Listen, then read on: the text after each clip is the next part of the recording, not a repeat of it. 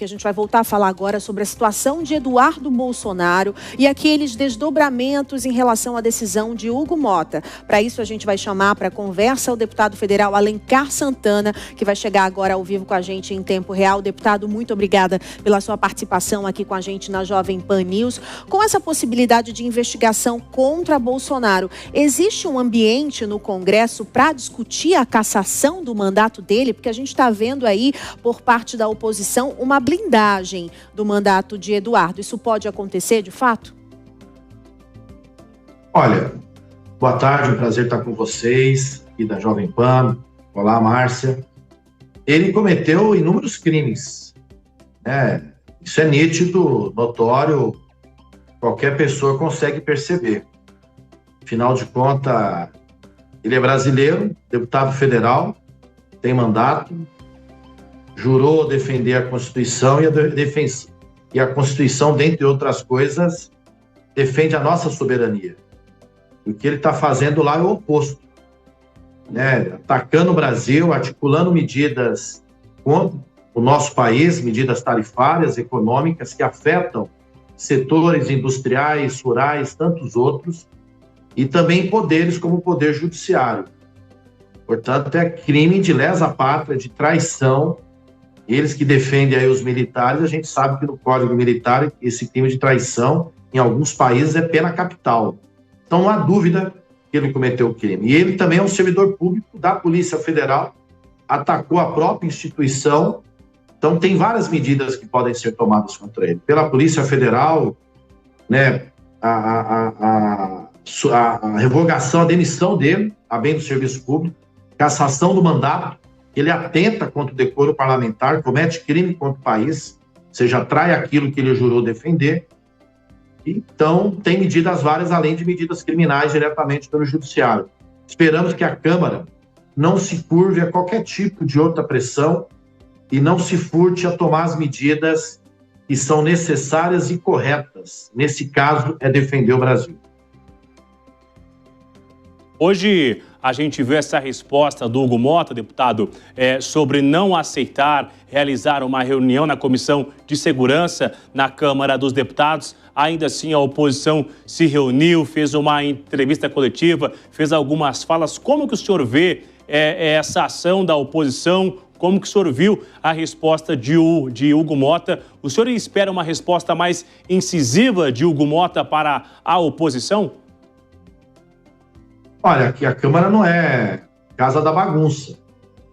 Ela tem uma administração, tem uma casa, o presidente Hugo Mota foi eleito com amplo apoio e tem a responsabilidade de conduzir a administração da Câmara. O recesso já estava declarado, antes de qualquer desses acontecimentos mais recentes. Então, não tem por que um grupo de parlamentar tentar simplesmente usurpar dessa decisão anterior. Imagine se a base do governo do presidente Lula, os deputados do PT, mais outros, quisessem, no recesso, se reunir, abrir a sessão e aprovar inúmeros projetos. O que a oposição diria?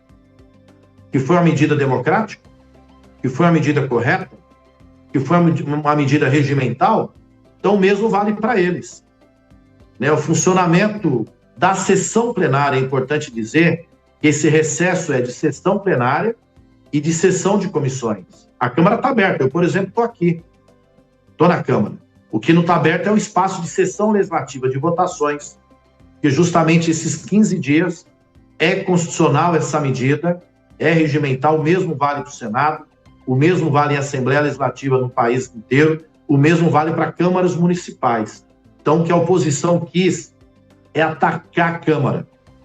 E mais do que isso, usurpar da sua competência os presidentes dessas comissões e seus membros alinhados ao bolsonarismo. É inadmissível, né? Fazer dessa casa a casa da bagunça. E o que é pior, ainda foram lá e atentaram contra o Brasil. Chamaram, na lógica deles, uma sessão oficial para defender o presidente de um outro país, o Trump. Inclusive, colocaram bandeira ao fundo. E lá defenderam os Estados Unidos. Pergunto, Bruno e Márcia, você que está aí, todos que nos acompanham aí da Jovem Pan, vocês consideram essa medida uma medida patriota? De quem defende o verde e amarelo? De quem defende a nossa bandeira? De quem defende os nossos interesses? Basta ver a cena. Não sou eu que estou dizendo. É claro, eles colocaram a bandeira, chamaram a sessão de maneira irregular e fizeram uma sessão de ataque ao Brasil. Traição pura. O senhor analisa também a reação da extrema-direita em relação ao pedido das medidas cautelares ali, as determinações de Alexandre de Moraes. Eles se dizem perseguidos, né? E eles dizem também que querem o impeachment imediato do ministro Alexandre de Moraes, fazendo graves acusações também ao nosso sistema judiciário. Qual a análise do governo sobre isso? Olha, não procede as acusações deles. Eu acho que eles têm o direito de espernear, de se defender, de ir no judiciário tomar outras medidas, de contestar decisões judiciais. O Brasil vive um processo, na nossa Constituição, devido ao processo legal e é garantido o direito à ampla defesa.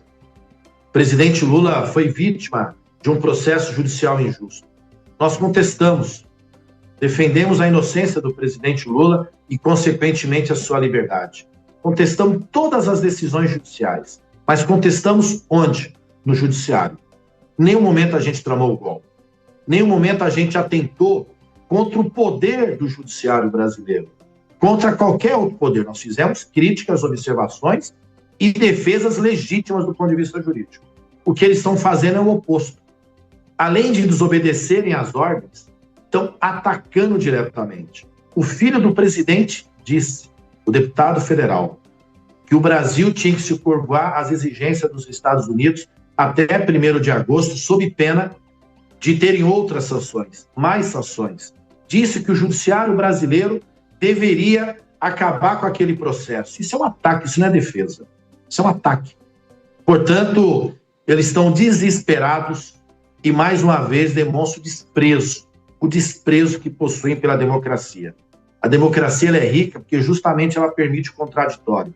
No poder político, legislativo, executivo e também no judiciário. E na rua, nas manifestações. O que eles estão fazendo é um atentado. E aqueles que defendem de fato a democracia não podem aceitar isso. Ontem a gente viu aquela imagem do ex-presidente circulando na Câmara dos Deputados, fez um discurso e o ministro Alexandre de Moraes ele ordenou que os advogados de Jair Bolsonaro respondam hoje até às 9 da noite a justificativa dele conversar com jornalistas e de tirar fotos exibindo a tornozeleira. O senhor acredita, na visão do senhor, que o Supremo Tribunal Federal vai se convencer da resposta dos advogados do ex-presidente sobre essas irregularidades ou quando não respeitou esta medida cautelar no dia de ontem, deputado? Olha, eu não sei quais serão as respostas dos advogados do ex-presidente Bolsonaro, é difícil avaliar. Eu posso aqui responder previamente se eles estão certos ou corretos. Eu, particularmente, acho que as pessoas têm direito a se manifestar, o que não podem elas, nesse direito de manifestação, atentar contra a democracia brasileira e os poderes. Porque justamente o que se discute, se a gente pegar a origem da tentativa de golpe no 8 de janeiro, é uma ruptura institucional. E você não pode, em nome do direito de manifestação, atentar contra a democracia. E a todo momento, o ex-presidente, quando ele pode, ele atenta. Aliás, já atentava quando era presidente. Depois que saiu, ele justamente continua fazendo isso, né? Então não tem sentido algum ele ter o direito a manifestar e querer atentar contra a democracia. Isso aí é grave. Aí ele tem que ter negado esse direito de acesso às redes sociais, porque ele está tentando contra o país e cometendo crimes. E nós não podemos permitir. Do contrário, não tenho dúvida que ele possa falar o que ele quiser, pode criticar, pode se manifestar, pode contar piada, pode fazer a brincadeira dele, pode falar do seu dia a dia, pode dar opinião, na minha avaliação, que não pode atentar e cometer crimes. Aí não. Muito obrigada, deputado federal Alencar Santana, pela entrevista aqui à Jovem Pan News. Seja sempre muito bem-vindo. Eu que agradeço, Márcia, Bruna, a todos vocês aí. Obrigado pela oportunidade, a todos que estão nos acompanhando. Abraço. Agora, beijo. 3h20. A gente vai chamar os comentaristas para a conversa agora, a Priscila e a Luana, porque a gente viu que a fala do governo é essa, né? Exatamente essa narrativa de que Bolsonaro vai continuar se dizendo perseguido e que sim, ele vai dizer que o golpe, né? Que essa questão do golpe é sempre colocada aí. Você acredita que a oposição vai continuar nessa mesma narrativa ou não? Haverá uma mudança ao longo dos dias, Priscila? No momento, eu acredito mesmo, Márcia, que eles vão continuar tentando, né, rebater as decisões judiciais um pouco fora ali, né, dos ditames legais, como eles têm feito, e como não vejo ali numa ilegalidade. Eu acho que se as pessoas, eles estão rebatendo dentro das linhas ali, né, do jogo, dentro do processo, e chamar o seu público, aqueles que votam neles, para poder, de alguma forma legal, sem que a gente acione ainda mais contra o Estado Democrático de Direito, eu não vejo nenhuma ilegalidade. Agora, o problema está em si, né, analisar se chamar o povo, como está sendo feito, viola ali as cautelares que foram dadas dentro do processo. Então, aqui há uma linha tênue entre a legalidade de se poder, né, se rebelar de alguma maneira fora das decisões judiciais, como está sendo feito, e entre essas ilegalidades ou legalidades serem colocadas dentro do processo para prejudicar ainda mais, de alguma maneira, aquilo que se busca fora das decisões judiciais. Márcia.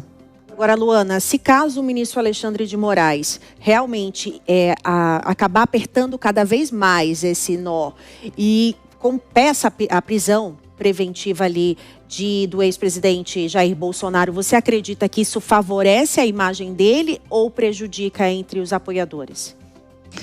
Márcia, historicamente, a gente tem a tendência de prisões políticas elas serem utilizadas de uma forma positiva para aquele que está sendo acusado, preso, devido à posição mesmo, né, de vítima que esse político, essa pessoa acaba ocupando.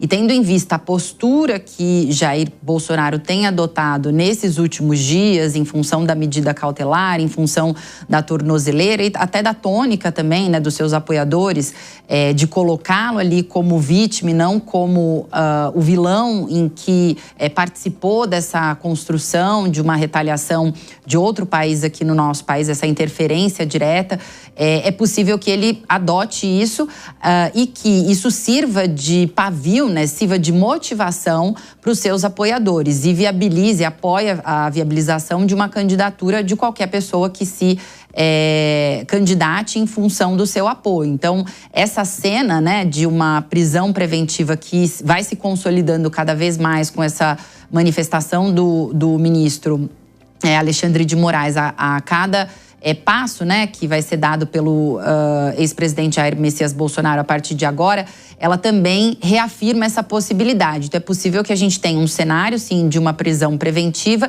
e que ela acabe gerando mais incentivo a um apoio político, ao apoio da sua militância, que tanto acaba atuando nesses momentos mais inflamados.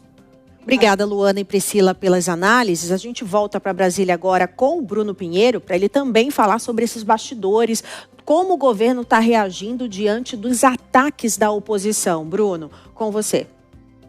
A gente ouviu essa entrevista do deputado Alencar Santana aqui à Jovem Pan e ele fazendo uma reflexão, né? Se fosse ao inverso, se fosse a ala governista que tem uma ampla maioria na Câmara dos Deputados, juntando com várias legendas e iniciasse uma comissão colocando em votação algumas matérias. E aí ele faz essa repercussão. Mas o que estava em votação hoje nestas duas comissões eram somente uma homenagem, um regozijo, um louvor ao ex-presidente Jair Messias Bolsonaro. Não tinha no esqueleto, não tinha nesta agenda da oposição algo que fosse ter um impacto direto na sociedade. Essa, então, é a justificativa da oposição e a gente vê, então, que Hugo Mota recebe o respaldo da base governista, que Hugo Mota está certo quando não autoriza nenhum tipo de movimento no interior da Câmara dos Deputados quando está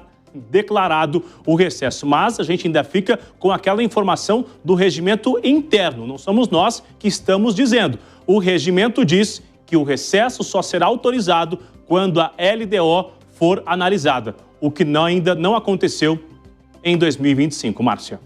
Obrigada, Bruno Pinheiro, pelas informações. Já já você volta.